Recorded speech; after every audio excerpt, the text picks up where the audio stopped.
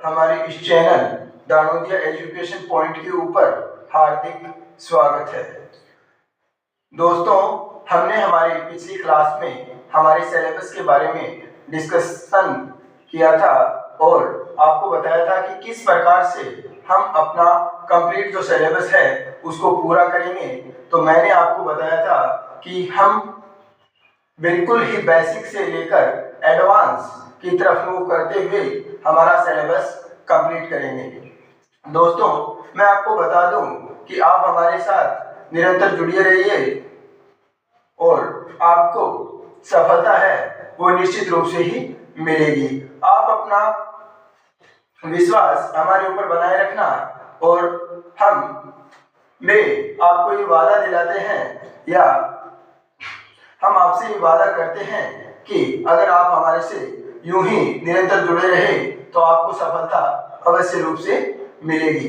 दोस्तों, मैं आपको बताना चाहूँगा कि हमारे सब्जेक्ट के अंदर जो वोकेबुलरी का पोर्शन है उसके अंदर जो हमसे वन वर्ड है, इडियम्स है, फ्रेज है और हिंदी के अंदर भी पारिभाषिक शब्दावली आपको पूछी जाती है, तो उससे संबंधित हमने आज से ही अपने पहली क्लास जो बेसिक क्लास होने वाली है इसमें आपको जरूर सामान्य बातों के बारे में बताया जाएगा। तो वोकेबुलरी के लिए हमने आज से ही आपने जैसा देख लिया होगा कि साथी डोज के नाम से हमने आज से स्टार्ट कर दी है और आपको रोज वोकेबुलरी से संबंधित कुछ वर्ड्स प्रोवाइड करवाए जाएंगे। दोस्तों, मैंने यहाँ पर लिखा है साथी डोज, तो आपको ध्यान में रखना है कि ये जो वर्ड है डोज, हम इसका उच्चारण क्या करते हैं? डोज, यानी कि खुराक। हम मेडिकल शॉप पे जाते हैं तो हम कहते हैं कि 2 डोज दे दीजिए। कोई भी हमें गोली लेनी होती है या जो भी मेडिसिन हम लेते हैं हम बोल देते हैं कि 2 डोज दे दीजिए। तो इसका करेक्ट जो प्रोनाउंसिएशन है वो डोज ना होकर क्या है? डाउज। क्या है? डाउज। तो समय जाया नहीं करते हुए हम इस साथी डोज के अंदर जो वर्ड्स आपके लिए लेकर आए हैं उनके बारे में चर्चा करते हैं। तो दोस्तों, हिंदी के अंदर आपको पारिभाषिक शब्दावली के अंदर वर्ड्स पूछे जाते हैं और उसका अर्थ आपको बताना होता है। तो मैं सबसे पहले बात करूं तो आपने सबसे पहले हमारा वर्ड है अबैंडनमेंट। अबैंडनमेंट का अर्थ क्या होता है? अबैंडनमेंट का अर्थ होता है परित्याग या कमी, अर्थात किसी चीज को पूर्णतया छोड़ना, गिव अप करना, अबैंडनमेंट। इसको याद कैसे रखेंगे? अबैंडन, तो आप ऐसे याद रखो कि अब मैंने बुरी आदतों को छोड़ दिया, अब मैंने बैड जो हैबिट्स है उनको छोड़ दिया है, यानी कि अबैंडनमेंट क्या होगा? परित्याग या कमी। उसके बाद में आप देखेंगे हमारा नेक्स्ट वर्ड है एब्रिविएशन। एब्रिविएशन का क्या अर्थ होता है? एब्रिविएशन का अर्थ होता है संक्षेप या संक्षेपण। एब्रिविएशन, एब्रिविएशन का क्या होता है? संक्षेप या संक्षेपण। हमारा नेक्स्ट वर्ड है एबिलिटी। एबिलिटी, एबिलिटी का क्या अर्थ होता है? एबिलिटी का अर्थ होता है योग्यता। योग्यता, जैसे हम बोलते हैं ना कि वो व्यक्ति तो 10 किलो वजन को उठा सकता है, तो उसके अंदर 10 किलो वजन उठाने की क्या है? योग्यता, यानी कि क्षमता है। उसके बाद में हमारा नेक्स्ट वर्ड है अबनॉर्मल। अबनॉर्मल का अर्थ क्या होता है? असामान्य। आप ऐसे याद रखेंगे कि नॉर्मल यानी क्या होता है? सामान्य।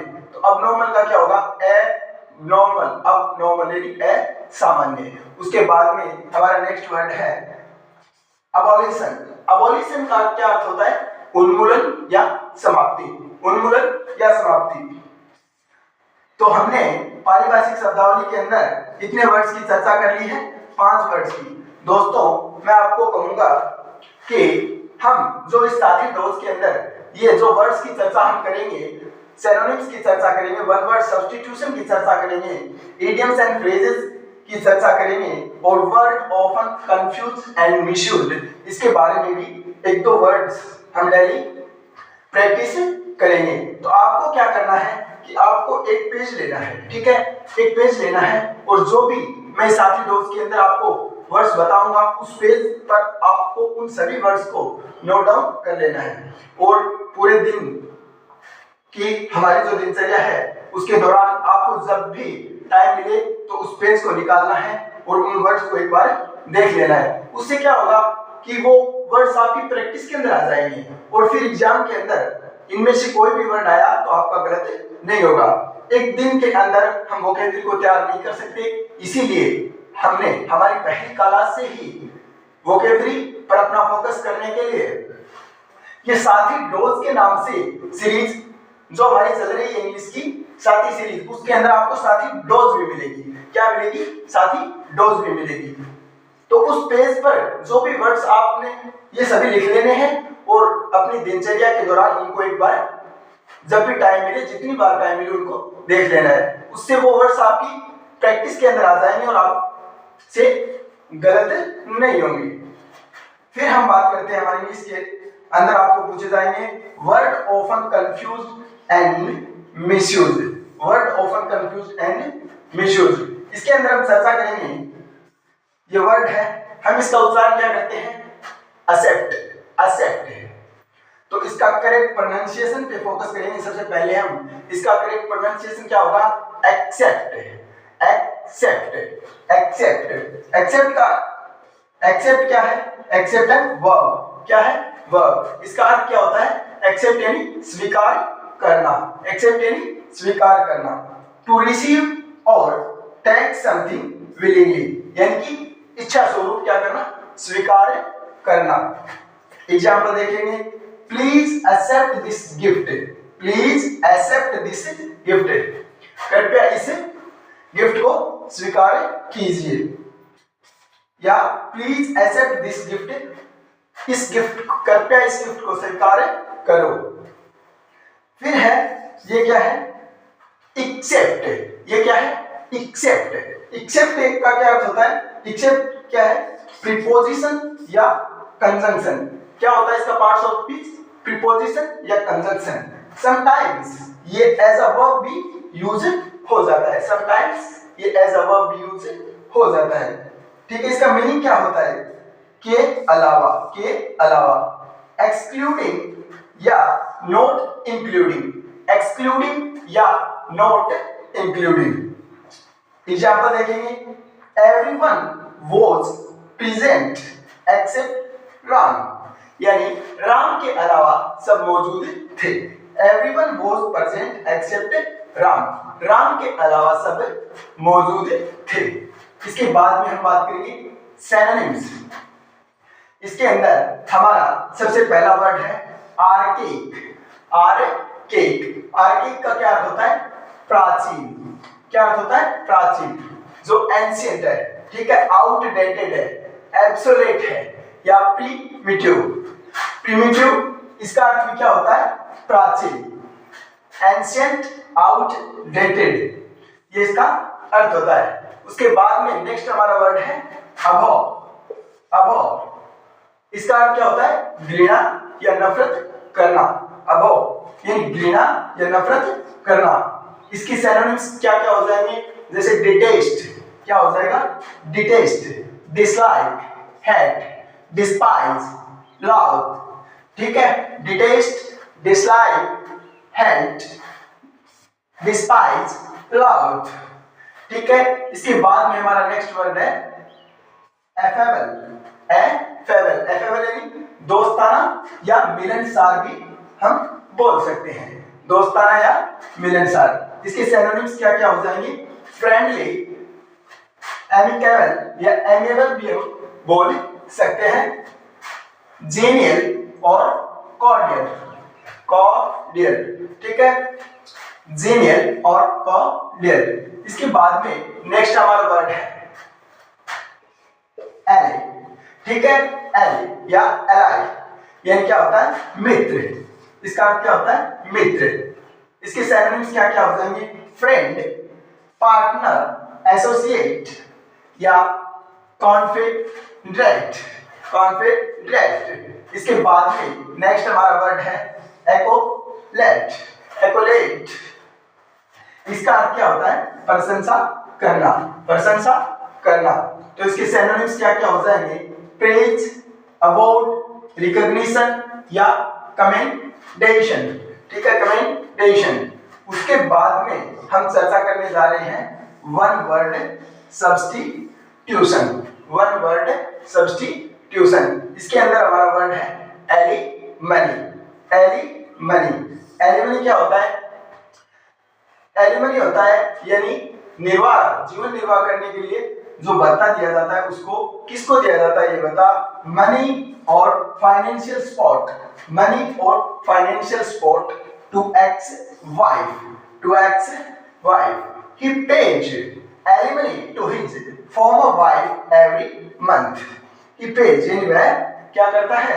प्रदान करता है या वह देता है, क्या देता है? Alimony to his former wife, अपनी पत्नी को एवरी मंथ, प्रत्येक महीने। उसके बाद में हम चर्चा करने जा रहे हैं किसकी?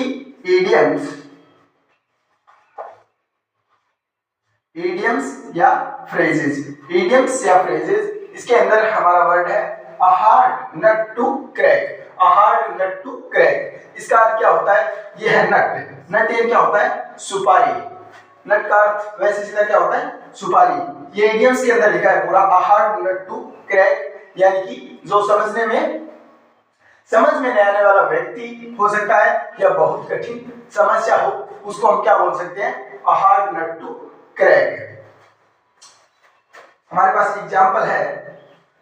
सबसे पहले हम इसकी मीनिंग की बात कर लेते हैं इंग्लिश के अंदर। अ वेरी डिफिकल्ट प्रॉब्लम और person that is not easy to understand और डील विथ, जो क्या हो? समझ में नहीं आने वाला व्यक्ति या बहुत कठिन समस्या। एग्जाम्पल की अगर मैं बात करूं तो this maths problem is a hard nut to crack, यानी यह गणित की समस्या वो क्या है? हार्ड नट टू क्रैक, यानी कि समझने में क्या है? मुश्किल है, या एक पहेली रूप में इसको प्रेजेंट किया गया है, इसलिए समझने में क्या है? मुश्किल है। तो दोस्तों हमने हमारी साथी डाउट्स के अंदर कुछ वर्ड्स के बारे में चर्चा की और मैंने आपको बताया कि आपको एक पेज लेना है और उस पेज के ऊपर इन सभी वर्ड्स को नोट डाउन करना है और अपनी दैनिक दिनचर्या के दौरान जब भी आपको समय मिले तो इन वर्ड्स को देख लेना है, जिससे ये आपके क्या हो जाएंगे? दिमाग के अंदर बैठ जाएंगे और आपको याद रहेंगे। हम क्या करते हैं कि जो हमारी वोकेबुलरी है, सभी को ये लगता है कि वोकेबुलरी तो हमारी तैयार नहीं है, क्योंकि जब पेपर के दिन नजदीक आ जाते हैं तब हम वोकेबुलरी की लिस्ट लेके बैठते हैं और उसको याद करते हैं। तो क्या होता है कि सभी वर्ड्स के जो मीनिंग होते हैं वो हमें याद नहीं रहते और पेपर के दौरान हमें ऐसा लगता है कि ये पढ़ा तो था लेकिन इसमें से अब कौन सा होगा, तो हम आते हुए भी गलत कर देते हैं क्योंकि उसकी हमने पर्याप्त प्रैक्टिस नहीं की होती है, इसलिए गलती की संभावना हमसे रहती है और हमारे क्वेश्चन क्या होते हैं? गलत होते हैं। दोस्तों मैं आपसे बात करूं तो पेपर की प्रकृति है वो हमें अब देखने को जो मिलती है उसमें काफी बदलाव है। एग्जामिनर क्या करेगा? वोकेबुलरी के अंदर भी आपसे 4 वर्ड्स देके उसके सामने दूसरे कॉलम में 4 वर्ड होंगे और कहेगा कि इनको मिलान कीजिए। तो आपको ध्यान में ये रखना है मिलान करने वालों में, अगर आप हमारी साथी डाउट से निरंतर जुड़े रहे तो अगर एक वर्ड या 2 वर्ड उनमें से ऐसे हैं जिनका आपको अर्थ आता है और 2 वर्ड ऐसे हैं जिनमें से जिनका आपको मीनिंग का पता नहीं है, तो क्या होगा कि ये संभावना रहती है कि ऑप्शन के अंदर आपको ऐसे ऑप्शन मिल जाएंगे कि आपको अगर 2 के अर्थ आते हैं तो भी आप अपना क्वेश्चन सही कर सकते हैं। तो दोस्तों अगर आप इसका एसएस लेना चाहें तो एसएस ले लीजिए, मैं 2 मिनट साइड हो जाता हूं।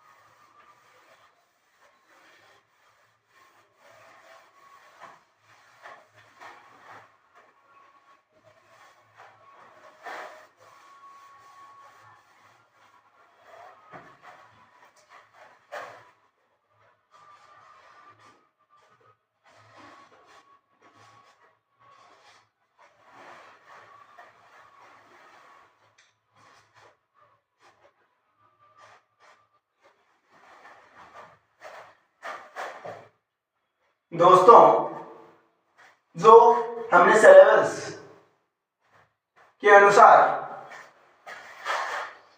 मैंने आपको बताया था कि हम बेसिक से एडवांस,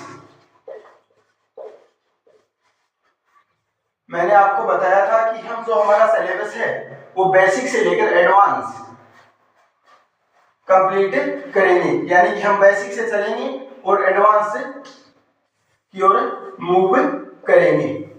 तो दोस्तों आज हम हमारे सिलेबस से संबंधित जो बेसिक बातें हैं उसके बारे में चर्चा करने जा रहे हैं। तो दोस्तों सबसे पहले मैं आपको आउटलाइन बता देता हूं कि हम आज क्या क्या पढ़ेंगे। सबसे पहले हम पढ़ेंगे कि इंग्लिश है, तो इंग्लिश क्या है? इंग्लिश है एक लैंग्वेज। इंग्लिश क्या है? इंग्लिश है एक लैंग्वेज। इंग्लिश क्या है? एक लैंग्वेज है। और प्रत्येक लैंग्वेज की क्या होती है? ग्रामर। तो सबसे पहले हम ये जानेंगे कि लैंग्वेज यानी कि भाषा किसे कहते हैं, उसके बाद में हम बात करेंगे कि ग्रामर, तो ग्रामर किसे कहते हैं। ग्रामर के बाद में हम जानेंगे कि कोई भी भाषा होती है वो एक स्क्रिप्ट के ऊपर लिखी जाती है, तो स्क्रिप्ट किसे कहते हैं और हमारी इंग्लिश लैंग्वेज है उसकी स्क्रिप्ट कौन सी है। उसके बाद में हम बात करेंगे कि अल्फाबेट यानी कि वर्णमाला, तो अल्फाबेट किसे कहते हैं इसकी चर्चा हम करेंगे। उसके बाद में हम बात करेंगे कि साउंड्स किसे कहते हैं, यानी कि साउंड्स की हम चर्चा करेंगे। उसके बाद में हम बात करेंगे कि स्पेलिंग, स्पेलिंग क्या होती है, स्पेलिंग क्या होती है, यानी कि स्पेलिंग किसे कहते हैं। उसके बाद में हम बात करेंगे कि वर्ड, वर्ड किसे कहते हैं। इसके बाद में हम बात करेंगे कि वर्ड्स हैं उसके कितने टाइप्स होते हैं। ठीक है, वर्ड्स के कितने टाइप्स होते हैं। तो आज के हमारे इस सेशन के दौरान हमारी चर्चा इन टॉपिक्स पर रहेगी, यानी कि लैंग्वेज के ऊपर रहेगी, ग्रामर के ऊपर रहेगी, स्क्रिप्ट्स के ऊपर रहेगी, अल्फाबेट के ऊपर रहेगी, साउंड्स के ऊपर रहेगी, स्पेलिंग के ऊपर रहेगी और वर्ड के ऊपर रहेगी। मैंने आपके सामने ये जो वर्ड्स लिख रखे हैं इनके बारे में हम आज हमारे इस सेशन के दौरान चर्चा करने वाले हैं। सबसे पहले हम बात करेंगे कि लैंग्वेज, यानी कि लैंग्वेज भाषा किसे कहते हैं। दोस्तों भाषा, भाषा संप्रेषण का वह माध्यम होता है जिसके द्वारा एक व्यक्ति अर्थात ह्यूमन बींग्स हैं वो अपने विचार को व्यक्त कर पाते हैं और दूसरे व्यक्ति के जो विचार हैं उसको हम ग्रहण कर पाते हैं। अर्थात भाषा के द्वारा ही हम क्या कर पाते हैं, संप्रेषण कर पाते हैं। और उस संप्रेषण का माध्यम क्या होता है, भाषा होता है। तो लैंग्वेज किसे कहते हैं, language,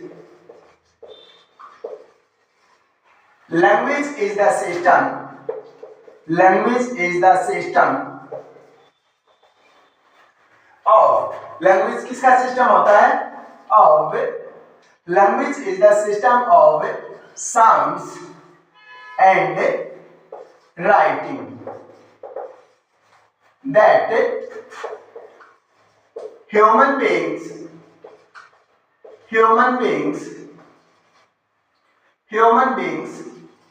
use to express their ideas, thoughts and feelings, अर्थात भाषा के द्वारा हम अपने विचार हैं उनको क्या कर पाते हैं, व्यक्त कर पाते हैं, हमारी भावनाओं को व्यक्त कर पाते हैं, हम अपने विचारों को क्या कर पाते हैं, व्यक्त कर पाते हैं। दोस्तों एक बात का ध्यान रखना कि एग्जाम के अंदर अगर हमसे पूछ ले कि the system of the system of sounds and writing. The system of sounds and writing that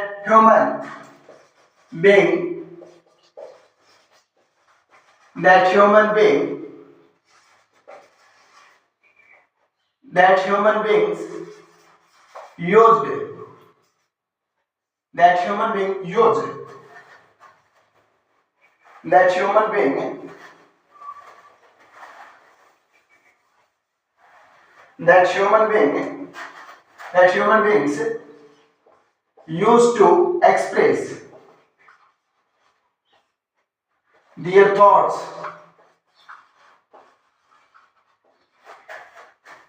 and ideas is called. इस प्रकार हमसे ये क्वेश्चन फॉर्मेट में पूछ सकते हैं, जो हमने ऊपर परिभाषा भी लिख रखी है। The system of sounds and writing that human beings used to express their thoughts and ideas is called. तो उसे क्या कहा जाता है? लैंग्वेज कहा जाता है। अब मैं बात करूं कि क्वेश्चन आ जाए कि the exchange of thoughts and ideas, the exchange of thought and ideas, यानी कि हमारे जो विचार हैं उनको एक्सचेंज, उनका आदान प्रदान हम किसके माध्यम से करते हैं? तो बच्चे गलती कर देते हैं, उसका आंसर भी क्या टिका देते हैं? लैंग्वेज टिका देते हैं। तो हमें ध्यान ये रखना है कि the exchange of thought and ideas, यानी विचारों और हमारी जो कल्पनाएं हैं उनको एक्सचेंज करने का जो माध्यम होता है, एक्सचेंज करने का जो साधन होता है, उसे क्या कहते हैं? उसे कहते हैं कम्युनिकेशन। उसे क्या कहते हैं? कम्युनिकेशन, यानी कि संचार। इसका उत्तर हमारा क्या होगा? कम्युनिकेशन। उसके बाद में मैं बात करूं किस पर? ग्रामर पर। तो ग्रामर किसे कहते हैं?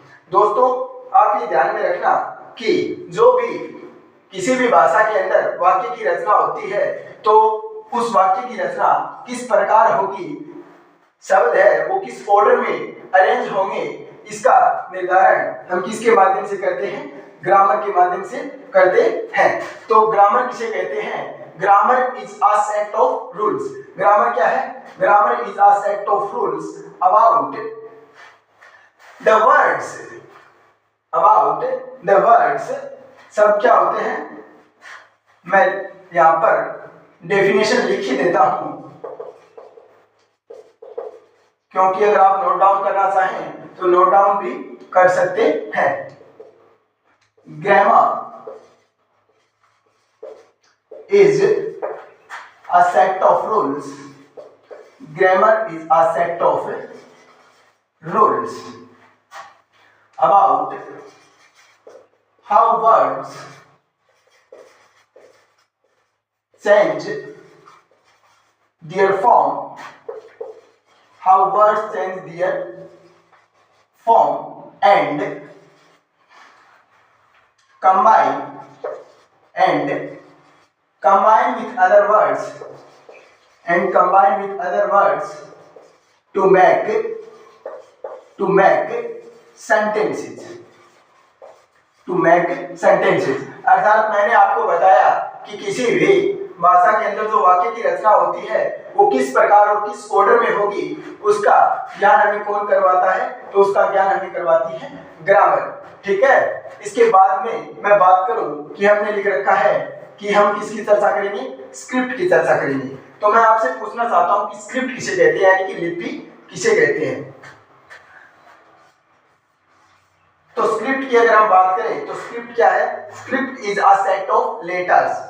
स्क्रिप्ट क्या है? A set of letters used to writing a particular language. यानी कोई भी जो भाषा होती है, कोई भी भाषा हो, एक स्क्रिप्ट है, उसके एक स्क्रिप्ट है वो कई भाषाओं की हो सकती है। अर्थात जो भाषाएं होती हैं वो अपने आप को लिखने के लिए जो स्वरूप स्वीकार करती है उसको क्या कहते हैं? स्क्रिप्ट कहते हैं। और मैंने आपको बताया कि एक स्क्रिप्ट के ऊपर कई भाषाएं लिखी जा सकती है, यानी कि एक स्क्रिप्ट कई भाषाओं की हो सकती है, जैसे हिंदी, संस्कृत, नेपाली, मराठी।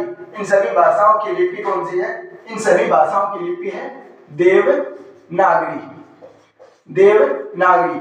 लेकिन हमें तो हमारी भाषा इंग्लिश की स्क्रिप्ट के बारे में चर्चा करनी है, तो हमारी इंग्लिश भाषा की स्क्रिप्ट कौन सी है? हमारी इंग्लिश भाषा की script Roman alphabet, Roman alphabet या स्क्रिप्ट कौन सी हो जाएगी? Latin script. कौन सी? रोमन अल्फाबेट या लैटिन स्क्रिप्ट हो जाएगी। ठीक है, एग्जाम के अंदर ये क्वेश्चन भी पीछे प्रीवियस ईयर में पूछा गया है कि जो इंग्लिश लैंग्वेज है वो किस स्क्रिप्ट के ऊपर लिखी जाती है, तो हमारा उत्तर क्या होगा? लैटिन स्क्रिप्ट और रोमन अल्फाबेट। याद रहेगी बात। उसके बाद में हम किसकी चर्चा करेंगे? अल्फाबेट। अल्फाबेट किसे कहते हैं? अल्फाबेट क्या होता है? A set of letters. Alphabet में क्या होता है? A set of letters. ठीक है, arranged in a fixed order. और एक फिक्स्ड ऑर्डर के अंदर क्या होता है? अरेंज होता है। ठीक है, अगर आप इसका एसएस लेना चाहें तो ले सकते हैं। मैं 2 मिनट साइड हो जाता हूं, इसके बाद में हम हमारी आगे की चर्चा स्टार्ट करेंगे।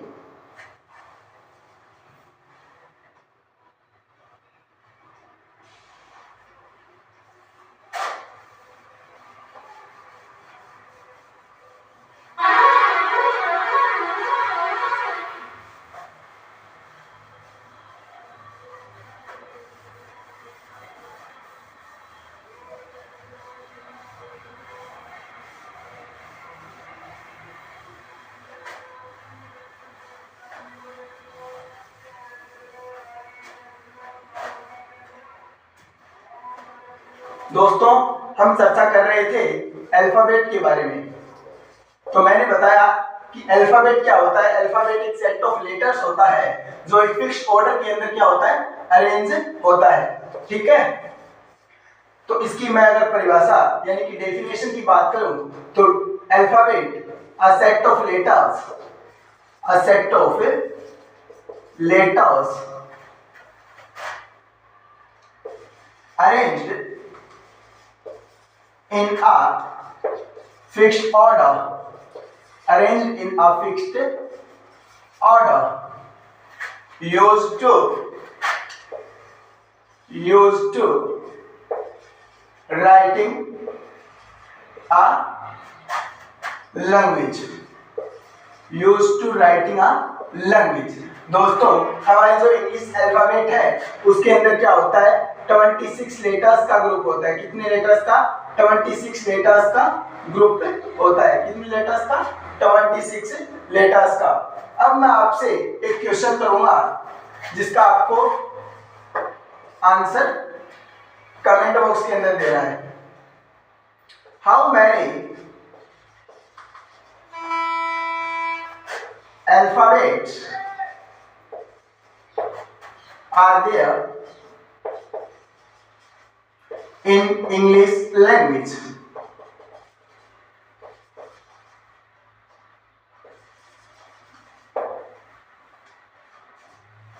How many alphabets are there in English language? तो इस क्वेश्चन का आंसर आपको कमेंट बॉक्स के अंदर देना है।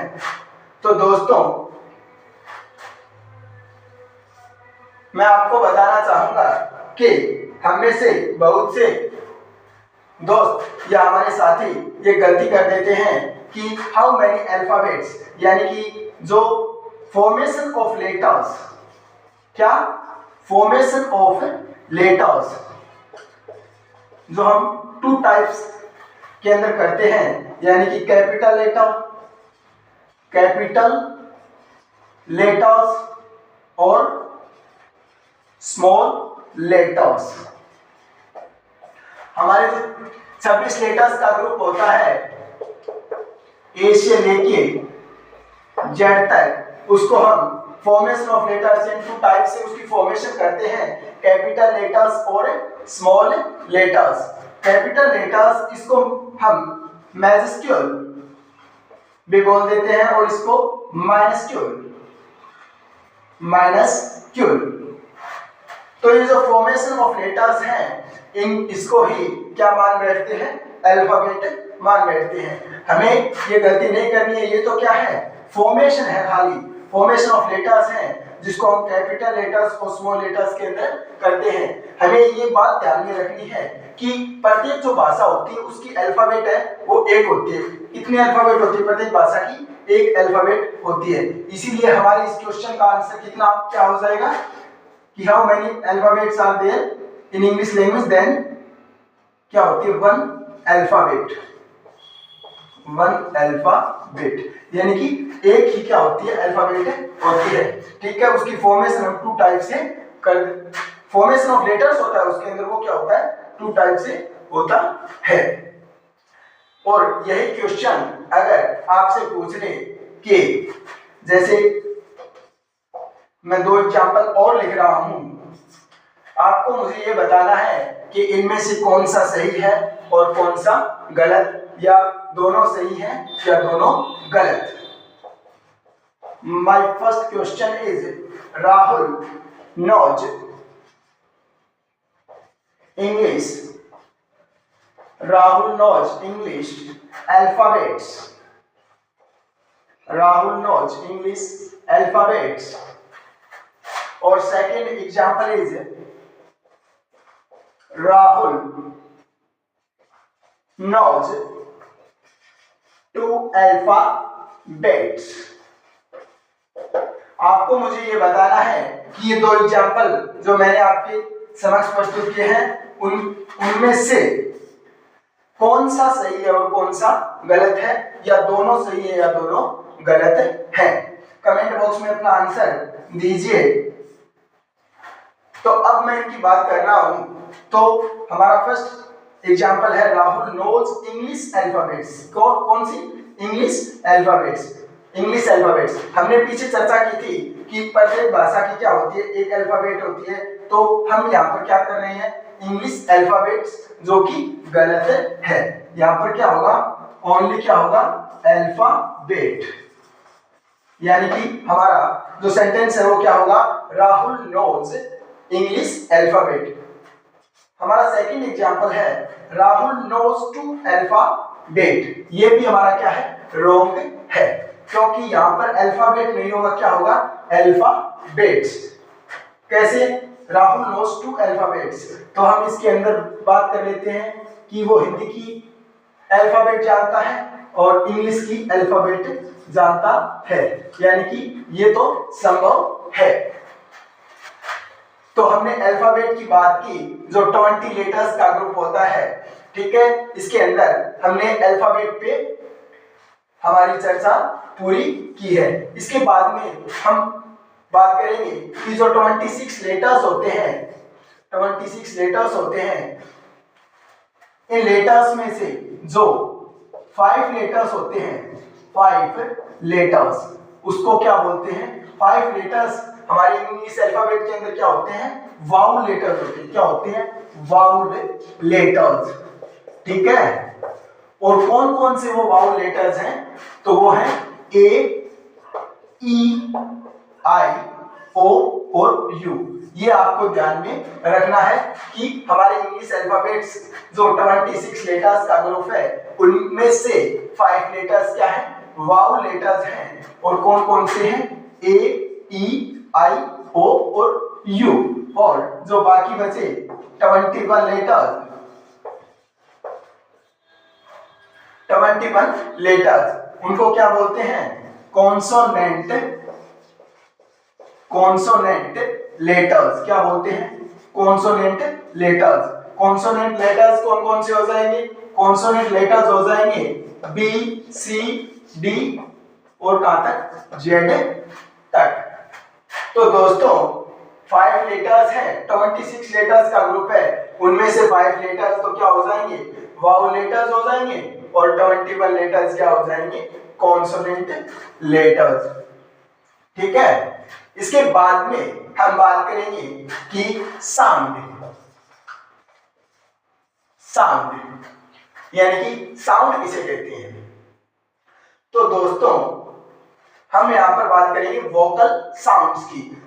जब हम सांस लेते हैं और हमारे फेफड़ों से जो हवा बाहर निकलती है तो हमारे वोकल कॉर्ड से टकराती है, तो क्या होता है, कंपन होता है और उससे क्या निकलती है, ध्वनि निकलती है। ठीक है, इसके अंदर हम सभी ध्वनियों की बात नहीं करेंगे, इसके अंदर हम उसी ध्वनि की बात करेंगे जिससे क्या हो, हमारा कम्युनिकेशन होता है, या जब हम कोई सॉन्ग गाते हैं तब जो हम बोलते हैं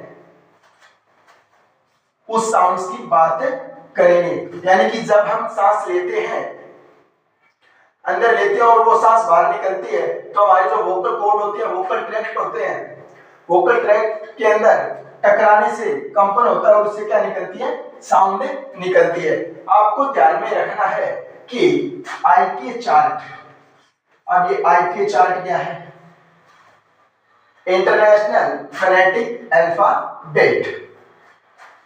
तो आईक्यू जो चार्ट है उसके अनुसार टोटल कितनी साउंड्स होती है, 44 साउंड्स होती है। कितनी साउंड्स होती है, 44 साउंड्स होती है। इन 44 साउंड्स में से 44 साउंड में से 24 क्या होती है, कॉन्सोनेंट साउंड्स। क्या होती है, consonant sounds.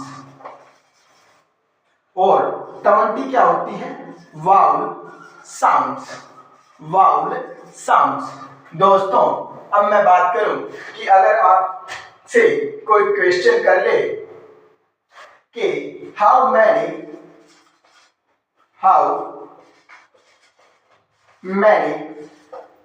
Vowel sounds, how many vowel sounds are there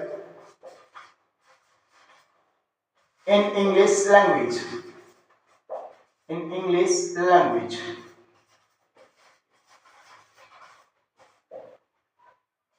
how many vowel sounds are there in English language। तो आप क्या सोच लेते हैं, हम में से बहुत सारे हमारे दोस्त सोच लेते हैं कि कितनी साउंड है, 5 साउंड है। तो हमें ये ध्यान में रखना है कि 5 तो क्या होते हैं, लेटर्स होते हैं, जो क्या होते हैं, वाउल लेटर्स होते हैं। और जो वाउल साउंड होती है वो कितनी होती है, कितनी होती है जो वाउल साउंड होती है 20। ये आपको ध्यान में रखना है, परीक्षा के अंदर भी क्वेश्चन पूछा जा सकता है। तो दोस्तों अगर आप इसका एसएस लेना चाहिए तो फटाफट ले लीजिए, इससे आगे की बात करेंगे फिर हम।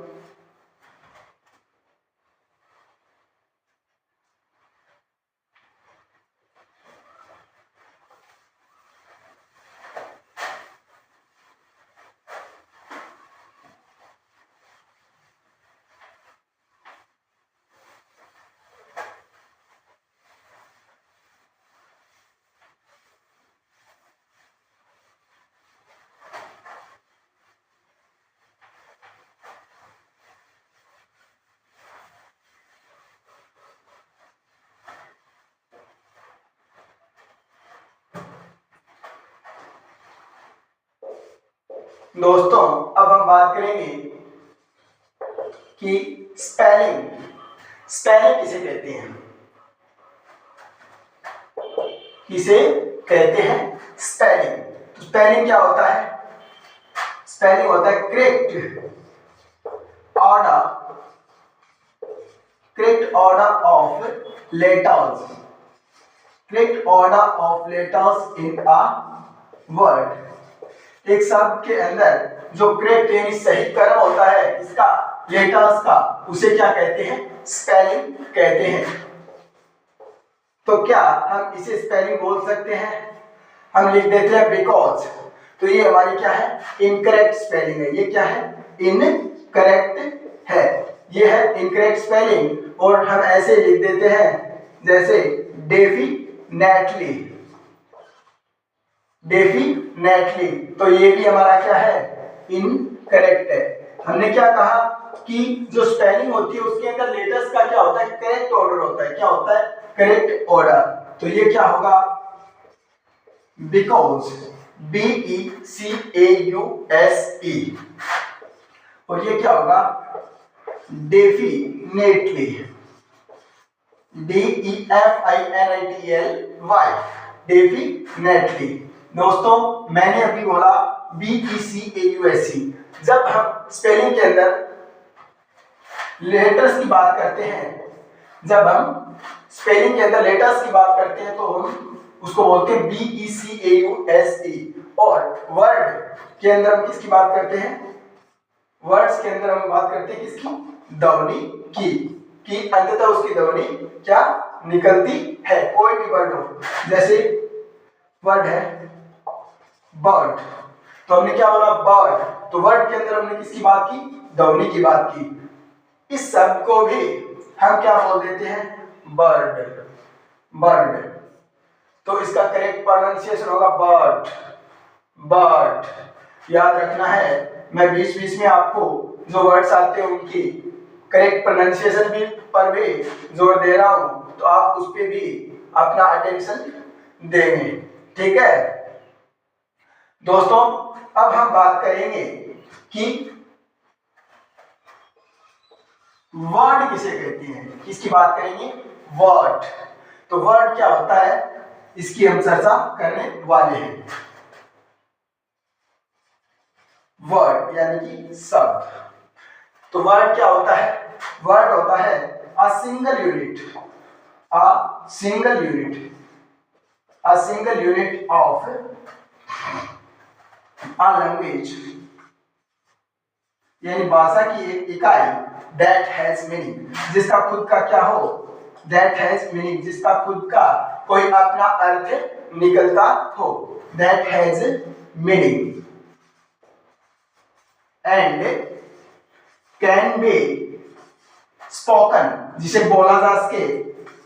कैन बी स्पोकन, या जो बोला जा सके। And can be spoken and written, can be spoken and written. A single unit of a language that has meaning and can be spoken and written. For example, Rahul is playing cricket. Rahul is playing cricket. आपसे पूछे कि इस sentence के अंदर कितने words हैं, तो आपका जवाब क्या होगा कि इसके अंदर कितने वर्ड्स हैं? इसके अंदर 4 वर्ड्स हैं। कितने वर्ड्स हैं? 4 वर्ड्स हैं। दोस्तों मैं आपको एक बात बताना चाहूंगा कि हमारे इंग्लिश अल्फाबेट के अंदर 2 क्या है? लेटर्स हैं। कौन कौन से? आई और ए। ये 2 ऐसे सिंगल लेटर्स हैं जो वर्क किसकी तरह करते हैं? As a full word, as a full word. ये 2 ऐसे लेटर्स हैं जो एज अ फुल वर्ड क्या होते हैं? यूज होते हैं। आई, इसका मीनिंग हो जाएगा one who is speaking, one who is speaking, अर्थात स्पीकर के अर्थ में ये यूज होगा। और ए, इसका यूज होगा वन, यानी एक या एनी के अर्थ में इसका यूज होगा। अगर हम एग्जाम्पल की बात करें तो I am ready, I am ready, मैं तैयार हूं। इस सेंटेंस के अंदर कितने वर्ड्स हो जाएंगे? 3 वर्ड्स हो जाएंगे। ठीक है, तो हमने क्या नोटिस किया कि ये सिंगल लेटर्स होते हुए भी as a full word use हुआ है, या एक फुल वर्ड की तरह ये क्या हो सकता है? यूज हो सकता है, सिंगल लेटर्स होते हुए भी। फिर हम बात करेंगे ए, ये भी सिंगल लेटर्स होते हुए भी क्या कर सकता है? वर्क कर सकता है एज अ फुल वर्ड। जैसे आई सा अ बर्ड। ठीक है, मैंने आपको पहले भी इस शब्द के उच्चारण पे जोर दिया था कि हम क्या बोल देते हैं? बर्ड बोल देते हैं। तो इसका करेक्ट प्रोनाउंसिएशन मैंने आपको क्या बताया था? बर्ड। ध्वनि हमें थोड़ी लंबी खींचनी है, बर्ड। इसी तरह से हमने बात की किसकी? वर्ड की। हम क्या बोल देते हैं? वर्ड। ऐसे आलसी मुंह लटकाए हुए से बोल देते हैं वर्ड, और सोचते हैं कि हमने तो बिल्कुल करेक्ट प्रोनाउंसिएशन किया है, लेकिन नहीं, ये भी क्या है? वर्ड है। इसका करेक्ट प्रोनाउंसिएशन है वो इस वर्ड की बात ही क्या होगा? वर्ड। क्या होगा? वर्ड। याद रहेगी बात? याद रहेगी ऐसी मैं उम्मीद करता हूं। तो दोस्तों अगर आप इसका भी एसएस लेना चाहे तो ले सकते हैं। मैं 1 मिनट साइड हो जाता हूं।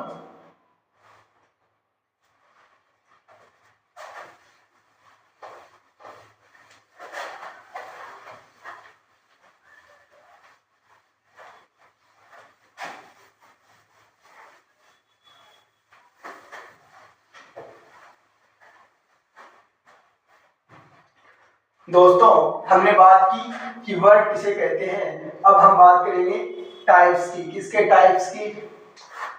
वर्ड के टाइप की। ठीक है, तो सबसे पहले तो आपको ध्यान इस टाइप पे ही देना है। किस पे देना है? इस टाइप पे ही देना है। आपको ध्यान में रखना है कि आपसे कोई पूछे how many types of words. ठीक है, तो टाइप्स का जो टाइप्स होता है उसका क्या होता है?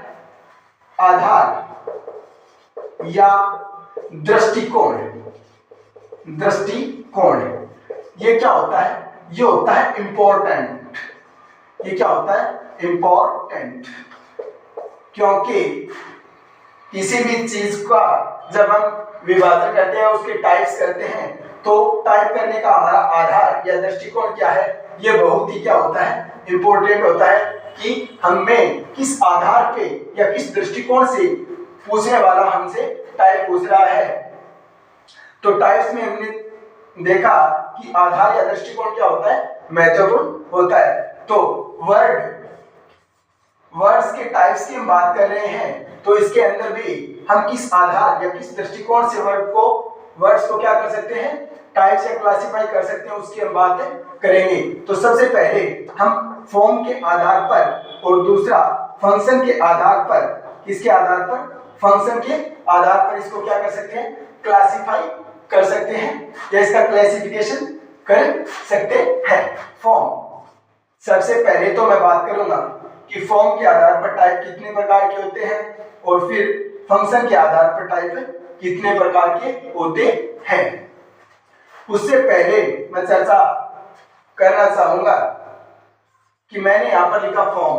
तो सबसे पहले तो हम इसी की बात करेंगे कि फॉर्म क्या होता है, उसके बाद में हम बात करेंगे कि फंक्शन क्या होता है। तो फॉर्म यानी कि शेप या स्ट्रक्चर। शेप या स्ट्रक्चर।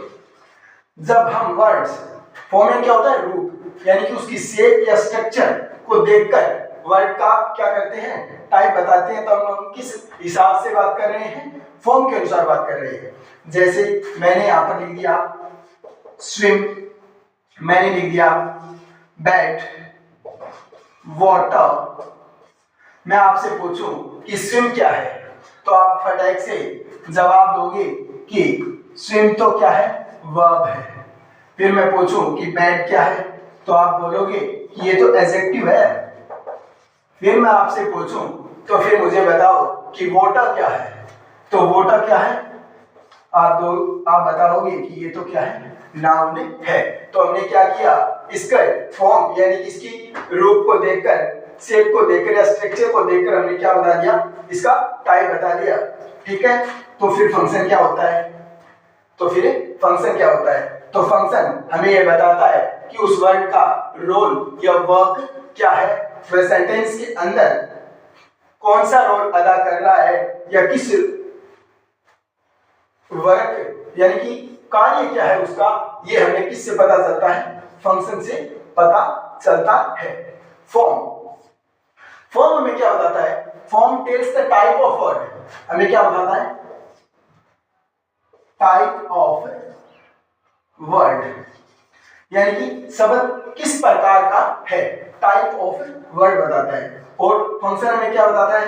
फंक्शन हमें बताता है कि सेंटेंस के अंदर उसका रोल क्या है या वो किस रूप में कार्य कर रहा है। उसका रोल क्या है या वो किस रूप में क्या कर रहा है? वर्क कर रहा है। तो दोस्तों फॉर्म और फंक्शन, इस दो दृष्टिकोण से हम वर्ड्स को क्लासिफाई यानी कि उसका क्लासिफिकेशन करेंगे और फॉर्म के अनुसार हम कौन कौन से टाइप्स के वर्ड के बारे में चर्चा करेंगे। तो मैं आपको बता दूं, सबसे पहले हम बात करेंगे प्राइमरी वर्ड। प्राइमरी वर्ड, उसके बाद में प्राइमरी वर्ड्स, उसके बाद में कंपाउंड वर्ड्स, उसके बाद में डेरिवेटिव वर्ड्स, उसके बाद में मैं बात करूंगा इनफ्लेक्शनल वर्ड्स, और फिर हम चर्चा कर लेंगे ब्लेंड वर्ड्स। तो दोस्तों, फॉर्म वाले दृष्टिकोण से हम 5 प्रकार के वर्ड्स की चर्चा करेंगे। कौन कौन से? प्राइमरी वर्ड्स, उसके बाद में हम चर्चा करेंगे कंपाउंड वर्ड्स, उसके बाद में डेरिवेटिव वर्ड्स। डेरिवेटिव के अंदर हम प्राइमरी डेरिवेटिव और सेकेंडरी डेरिवेटिव वर्ड्स की चर्चा करेंगे। उसके बाद में हम बात करेंगे इनफ्लेक्शनल वर्ड्स किसे कहते हैं, उसके बाद में हम चर्चा करेंगे ब्लेंड वर्ड किसे कहते हैं। और अगर मैं बात करूं इसके फंक्शन के, तो फंक्शन के अनुसार या फंक्शन का जो दृष्टिकोण है उस हिसाब से हम वर्ड्स को कितने भागों में क्लासिफिकेशन करेंगे? 8 पार्ट्स में। कितने पार्ट्स में? 8 पार्ट्स के अंदर हम वर्ड्स को क्या करेंगे? क्लासिफिकेशन करेंगे। कौन कौन से? नाउन, प्रोनाउन, जो 8 हमारे पार्ट्स ऑफ स्पीच है, उसके बाद में हो जाएगा एडजेक्टिव, उसके बाद में हो जाएगा वर्ब, उसके बाद में एडवर्ब, उसके बाद में प्रीपोजिशन, उसके बाद में कंजंक्शन, उसके बाद में इंटरजेक्शन। तो दोस्तों, आपने देखा कि फॉर्म के अंदर तो हम क्या करते हैं कि जो वर्ड होता है उसकी शेप या स्ट्रक्चर के अनुसार हम क्या करते हैं? वर्ड के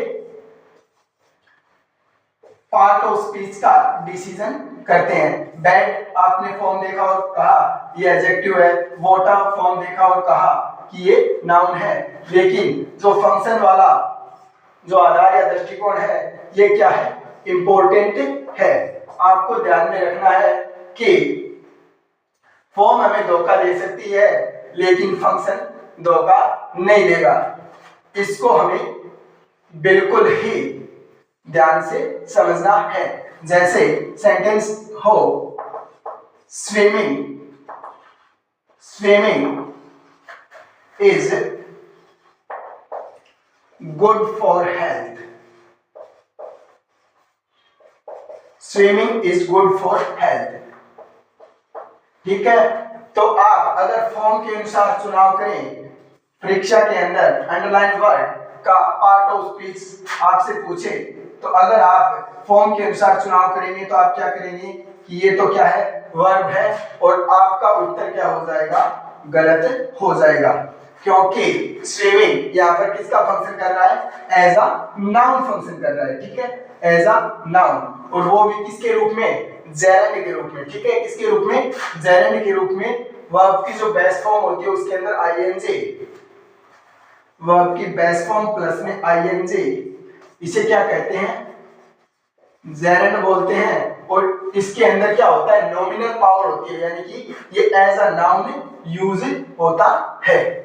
तो हमें फंक्शन वाले क्राइटेरिया को ज्यादा समझना है। हमेशा उत्तर फॉर्म को देखकर नहीं करना है। और इसी जो ये 8 पार्ट्स हैं, इसी को हम पार्ट्स ऑफ स्पीच के नाम से पढ़ेंगे। और कल हम चर्चा करेंगे सबसे पहले तो फॉर्म के अनुसार जो हमने टाइप्स किए हैं इनके बारे में, कि प्राइमरी वर्ड्स क्या होते हैं, कंपाउंड वर्ड्स क्या होते हैं, डेरिवेटिव वर्ड्स क्या होते हैं, इनफ्लेक्शनल वर्ड क्या होते हैं, और ब्लेंड वर्ड्स क्या होते हैं। फिर हम बात करेंगे कि जो ये फंक्शन के अनुसार 8 पार्ट्स हैं, ठीक है, उनमें नाउन किसे कहते हैं, प्रोनाउन किसे कहते हैं, एडजेक्टिव किसे कहते हैं, वर्ब किसे कहते हैं, एडवर्ब किसे कहते हैं, इनकी चर्चा हम विस्तृत रूप से करने वाले हैं। तो नेक्स्ट जो हमारी क्लास है उसमें हमारी चर्चा किस पर होगी? जो वर्ड्स के टाइप्स हैं, फॉर्म और फंक्शन के अनुसार हमने क्लासिफाई किया है, तो इस क्लासिफिकेशन के ऊपर हमारी चर्चा रहने वाली है। दोस्तों याद रखना कि खुद पर मेहनत करना और खुद को कामयाब करना ही क्या है, सच्ची कामयाबी है। तो आप अपने दिमाग में ये ख्याल मत लाना कि ये तो हमारे सिलेबस में है ही नहीं, ये टाइप्स हैं वर्ड्स के, ये तो हमारे सिलेबस में इनकी तो चर्चा नहीं कर रखी है, और ये जो नाउन है, प्रोनाउन है, एडजेक्टिव है, वर्ब है, एडवर्ब है, प्रीपोजिशन तो आपके सिलेबस में है, कंजंक्शन कनेक्टिव के नाम से भी है। तो आप ये ध्यान में रखना कि जब हम किसी भी भवन का निर्माण करते हैं, तो जब हम बात करते हैं उसकी नींव की, तो उसको हम क्या करते हैं, इतना मजबूत बनाते हैं, क्योंकि हम ये मानते हैं कि नींव जितनी मजबूत होगी हमारा भवन भी उतना ही क्या होगा, मजबूत होगा। तो इसीलिए दोस्तों अगर हम बेसिक बातों की चर्चा नहीं करेंगे तो जो आगे टेंस है, वॉइस है, उसके अंदर हम बेहतर परफॉर्मेंस नहीं कर पाएंगे और सही तरीके से समझ नहीं पाएंगे। क्योंकि अगर मैं आपको सबसे पहले ये बताऊं कि हम कल पढ़ेंगे प्रोनाउन, तो मैं बोल दूं कि pronoun is the word which replaces the noun. तो आपके दिमाग में क्वेश्चन आएगा कि तो फिर नाउन किसे कहते हैं, क्योंकि हमने नाउन की चर्चा तो पहले की नहीं। इसीलिए मैंने आपको कहा था कि हम पढ़ेंगे, लेकिन बिल्कुल ही बेसिक से पढ़ेंगे, साथ ही साथ बेसिक टू एडवांस की ओर मूव करते हुए। और किस रूप में पढ़ेंगे, सिंपल टू कॉम्प्लेक्स। इसीलिए मैंने आपको बोला था कि हम सिंपल टू कॉम्प्लेक्स के रूप में पढ़ेंगे, ठीक है। और मैं आपको विश्वास दिलाता हूं कि अगर आप हमसे जुड़े रहे तो निश्चित रूप से आपको सफलता मिलेगी और इंग्लिश पर आपकी कमांड भी अच्छी बन जाएगी, ये मेरा आपसे वादा है। तो दोस्तों मिलते हैं कल, गुड बाय, टेक केयर।